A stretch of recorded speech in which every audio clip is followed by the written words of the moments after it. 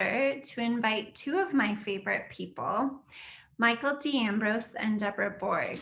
These two are familiar faces to many of you at Together We Grow, as we truly would not exist without Mike and Deb.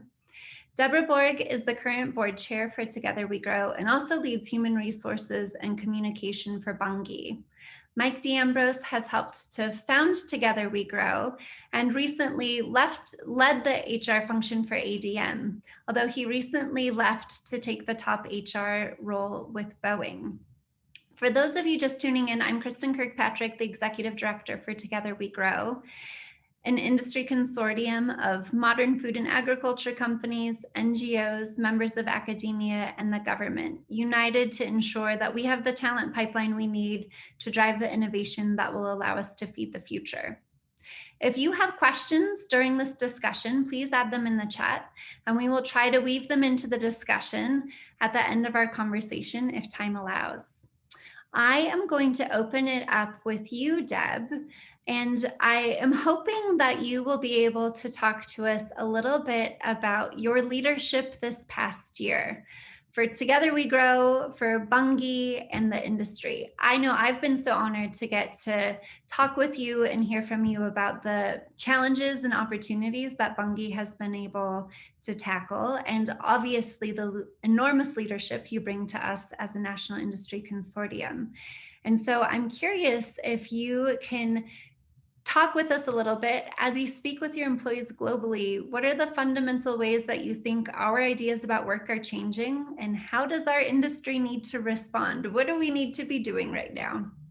Lots of big questions. Hi, everybody. It's really great to be with you all, and we thank you for your membership, for your partnership, for working with us to advance the agenda of Together We Grow. And a huge thank you to Kristen for your leadership. We've spent many moments together in this last 12 months. You know, I think agriculture, for many, many reasons, agriculture and food has been very, very front and center the last 18 months. We were really fueled internally with the purpose of being an essential industry, being an industry that really needed to continue to work when many could not. It put us in a very fortunate position. And a position of real responsibility. How, you know, the role that we play here at Bunge is connecting farmers and what they grow to consumers and what they need, as is the mission of some of our other companies here in the consortium. And there was a lot of work for us to do last year in just keeping food on people's tables. So there was lots of conversation within the ag sector. There was a lot of conversation, of course, with employees. It was an interesting last 18 months for those in chairs like mine, just around the myriad of things that were changing in people's minds about work, about purpose, about work-life balance, around normality not existing the way we knew it for quite a while. I would say that the conversation here in the US was very much shadowed by, or I would say ruled by, two major themes. People really wanted purpose. It helped that we were an essential industry. We were able to help our employees see how essential our industry is. It helped that our businesses were performing very well because of the essential nature of the industry. It also gave us a big responsibility for supporting the communities and those that were less fortunate around us in the communities that we're in. We're in a lot of the rural parts of the world in terms of the customers that we partner with. And how did we help them maintain and be successful? And try to maintain some kind of a livelihood through what was a lot of change. I would say that the conversation in the US very, very quickly after the pandemic began turned to very much a story of diversity and social justice, and it in part was super endearing around everybody leaning into this really important conversation. It was a really heated conversation internally and inside organizations, with partners externally, with so much of the movement coming from employees and external stakeholders alike around what are companies doing to lean into this diversity picture. And Together We Grow was a really, really great both sounding board and advocacy partner for what it is that our industry is trying to do to lean into diversity and social justice related issues. So that really dominated a whole lot of the conversation, and I think created a platform that there was a burning platform before around diversity, and particularly around how no industry can play with only half of the deck of cards, and what we need to do to really advance diversity in our organizations.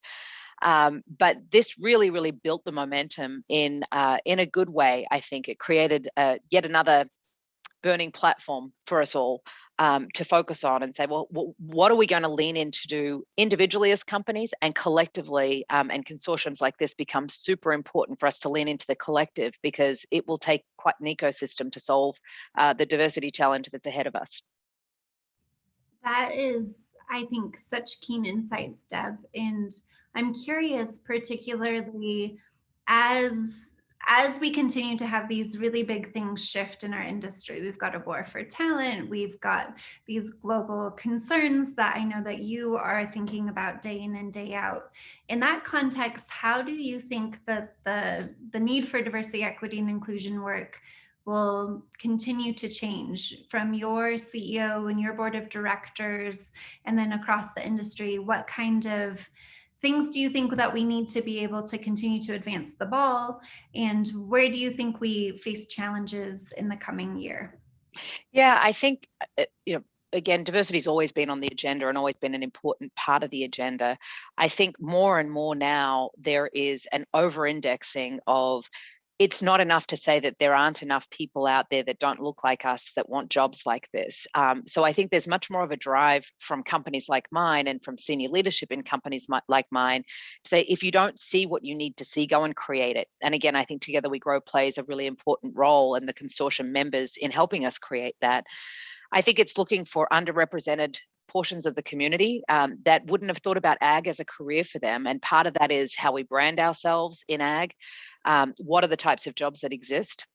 We will forever be a very heavy, both ag and food, very heavy STEM related industry.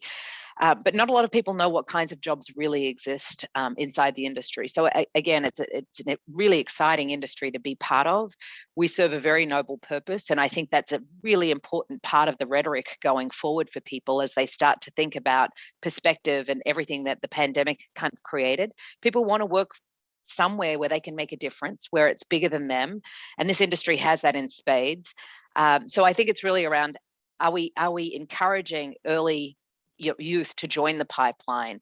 Are we finding the pipeline, particularly in our rural communities, where a lot of certainly the ag end of the ag and food sector operate? Are we finding the underrepresented? I'm really looking forward to listening to the veteran conversation and the 4-H conversation, and many of our partners that are out there trying to do this with us. In terms of just finding people that wouldn't, again, necessarily be people that had even considered us as a career opportunity. I think the other, the other needs that we have are, again, leaning into populations that maybe we didn't see before, we didn't find before.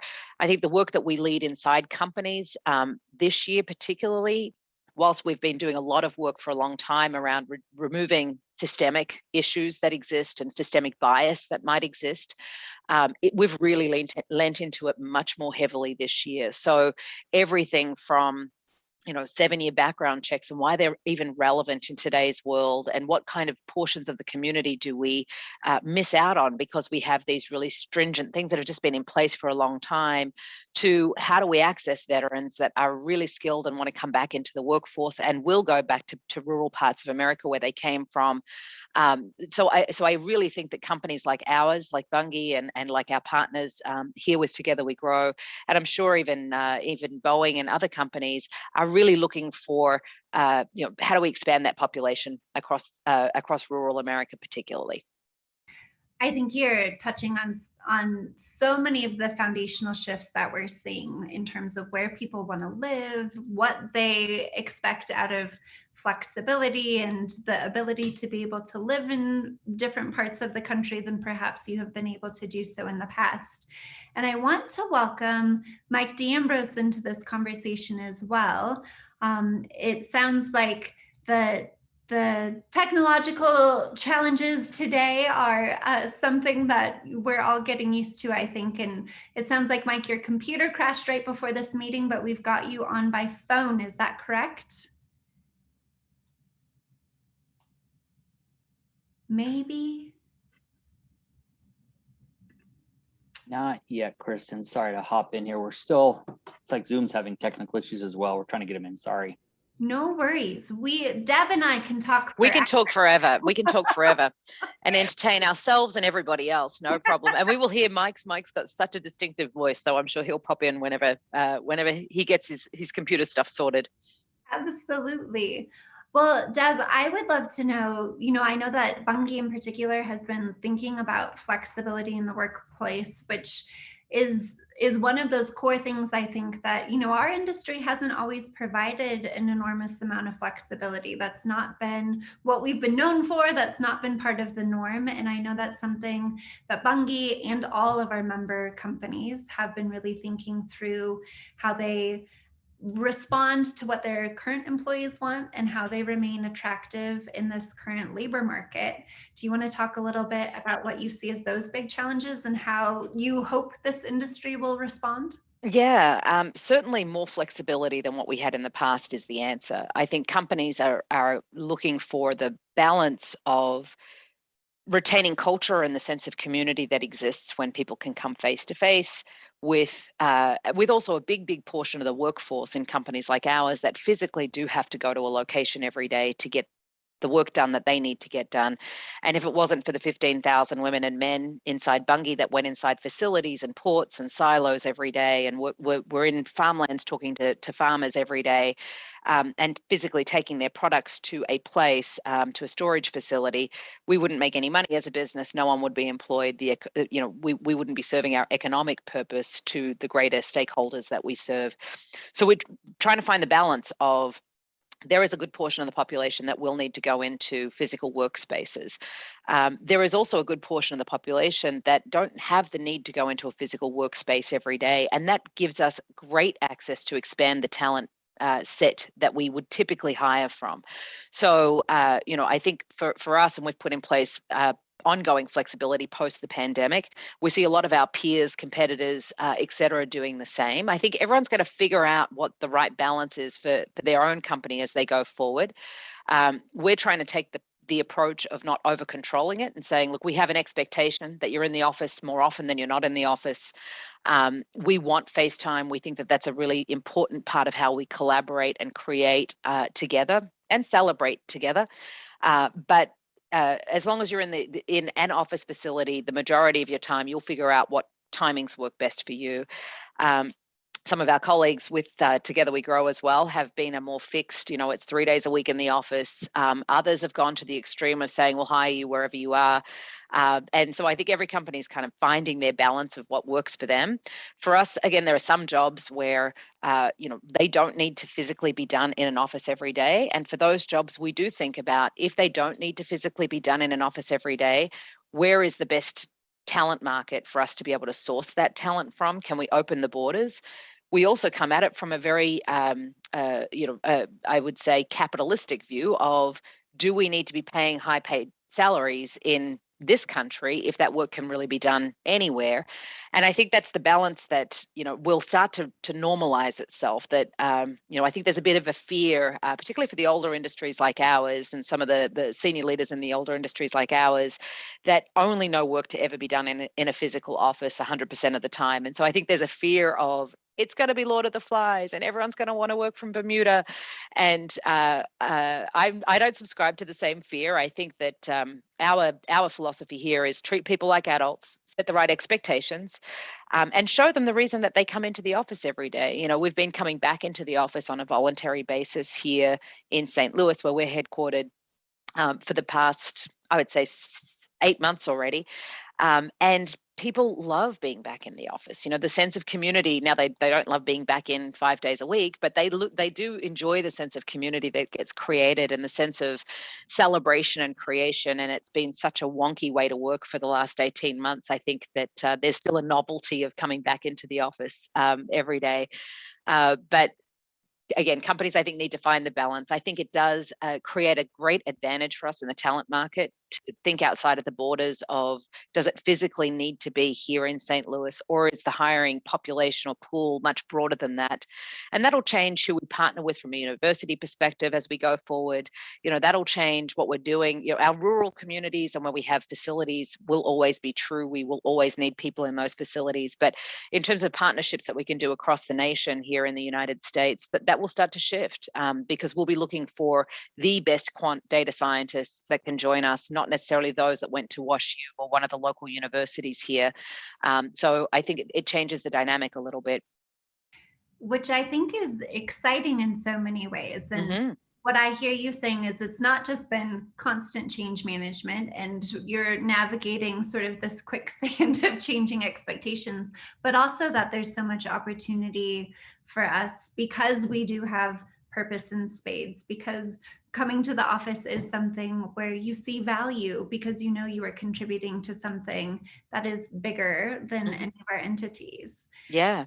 I think we do worry a little bit about, and it was really interesting talking to an employee set where we're actually seeing more from the younger population that want the physical presence in the office. I think they feel that they miss the learning and the mentorship and the connection. For people like me that have been both in working for a long time, but in this particular company and industry for a long time, I have the relationships. I can easily pick up the phone and call a Mike D'Ambrose.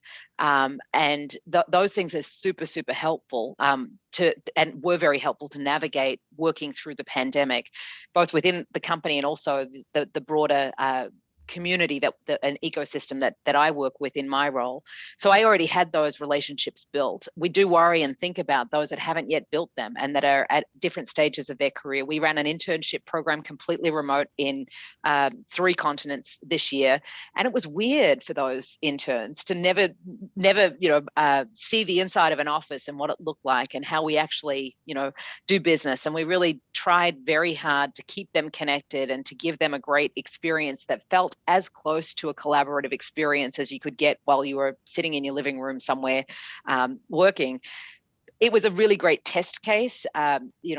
Most of those kids were just craving to come into an office space. So again, I hear it a lot more from the younger population of we really miss coming in somewhere and having access to leadership and hearing what leaders want. And it's given us an opportunity to do more with technology than we've done before, to reach those employees in different ways than we would have reached them before. So with all dramas and pandemics and change comes a ton of opportunity. And again, I think we see a big opportunity rebirth here on the diversity side on how do we continue to help employees, the communities around us, customers, farmers prosper economically. And I think we see a world of opportunity existing now in terms of how we think about diverse labor, where we source that diverse labor from. I hear the voice of Mike D'Ambrose. So I think it's a world of opportunity, and I think many of our partners here on the call are just instrumental to helping us find these different and unique talent sets that we haven't uncovered before. I think that's beautiful. And Mike, we are so glad that you were practicing fortitude yet again on this Tuesday morning. Gosh, I'm so sorry. I feel terrible. I live in IT hell anyway, and most of it's always user error. This one I don't know. But anyway, I'm so sorry. I've been listening to you a little bit. It's been a great conversation. Well, I was part of it. It's really nice to see you. It's really nice to see you again. And so nice just to see you both. To refresh everyone, Mike is one of the co-founders of Together We Grow. We owe him a great debt for helping to found our consortium. And I know you have many friendly faces on this call, but Mike, you left the industry a little more than a year ago. after quite a long stint at ADM. And so we'd love if you would tell us your observation now that you are an arm's length removed about what you're seeing in this labor market, what your thoughts are about the opportunity that we have before us to seize in this. Oh, yeah. I love that I had the advantage of listening to the two of you for a bit, so I could just kind of chime in. But, everybody's talking about how the labor market is tight and there's all this discussion about wages and all the other things. The reality is that there is nothing more important than meaningful work. And the ag industry is now more critical than ever in its role in the world. And I think that matters a lot. I also will tell you that in order for the industry to be the great industry that it needs to continue to be and evolve to, it needs great diversity and inclusion. The reality is that, now that I'm here in another industry, I can speak to it even more loudly. Diversity and really making sure that every voice matters, making sure that it's not just inclusion in a passive way, inclusion in a way that no decision gets made until people are really heard, and that the differences that make us great are what makes our decisions great. So I think this is now a pivotal point for our function as HR leaders. But in terms of just creating the fulfilling the expectation the world has for the industry, now more than ever, this is the time to focus on the things that matter at Together We Grow. Well, and Mike, can I ask you just to dig in a little bit, because we've been really grateful that you've stayed on with us and you haven't just left us. You kept providing us your leadership and your thought partnership in particular.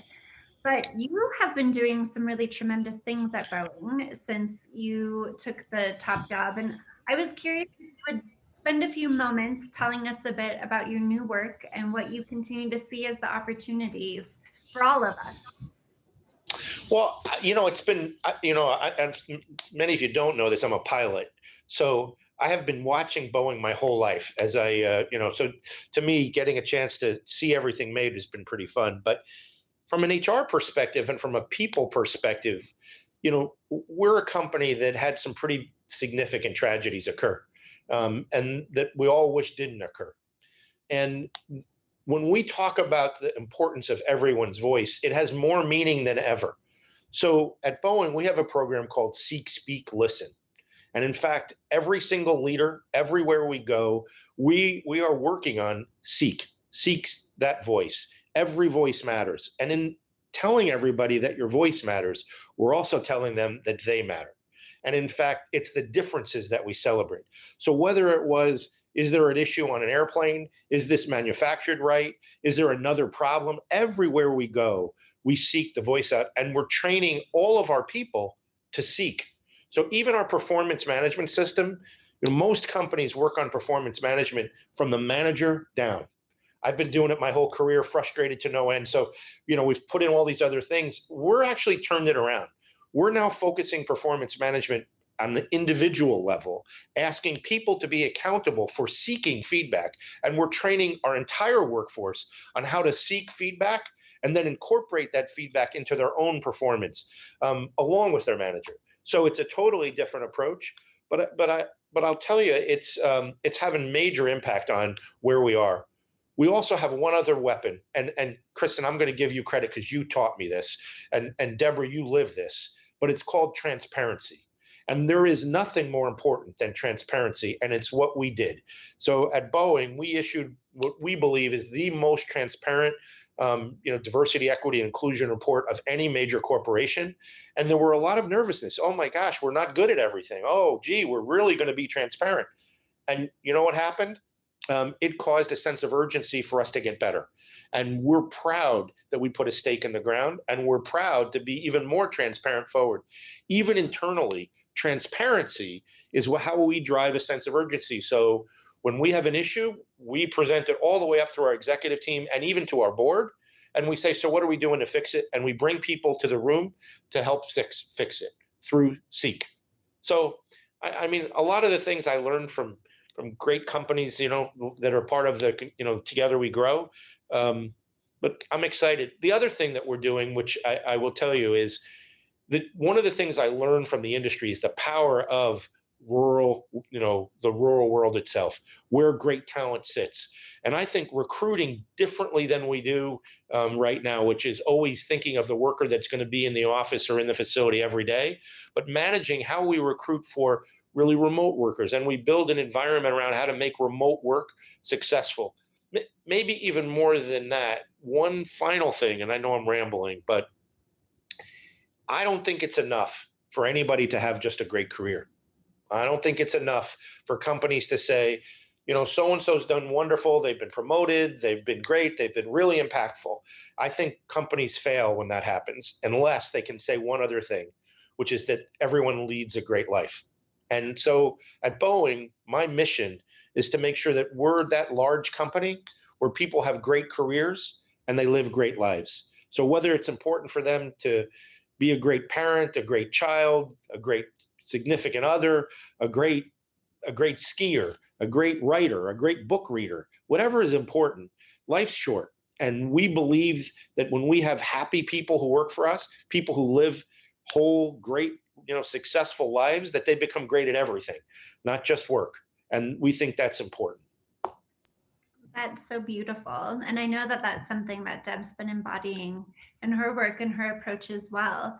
As you both know, many of the members of our consortium are business leaders, and many are also responsible for helping to form the people who eventually come to work for you. In our last few minutes, what advice, what sort of charge do you have for all of us as we continue to navigate an ever-changing dynamic? What is really important in this next year and in our future workforce that we can all be doing?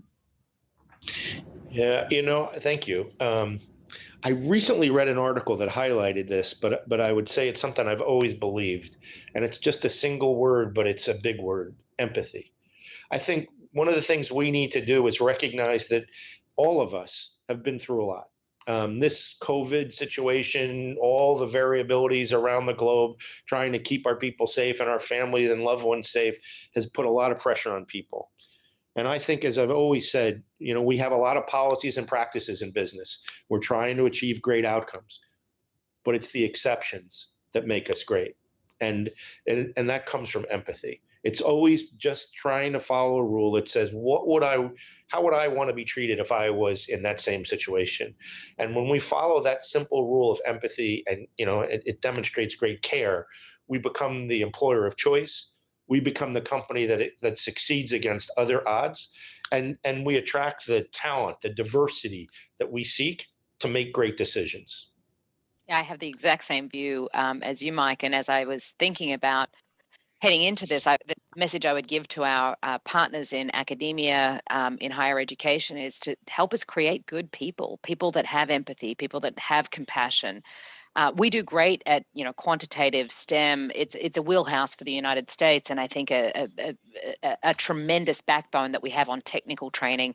But we did see much more leaning into empathy, to meeting people where they are, to creating people and humans that ask for feedback and genuinely seek that feedback. And that starts from a very, very young age. And I think that those softer skills, and we see it today, we see that those are the skills that differentiate talent for sure. But they're things that get shaped by the educators out there. They're getting shaped by parents and people that are spending a lot of time with these little humans. And I would say that that's the biggest gift that you can give to the United States of America and the industry at large, is just create good people. Well, that seems so like well said. a lovely charge to be able to transition particularly into a higher education session on. Deb and Mike, thank you so much for your time this morning, for your leadership in your organizations, and for inspiring all of us across the consortium every day. I really appreciate your time. Thank you. Thank you. Sorry I was late. Thanks. All right.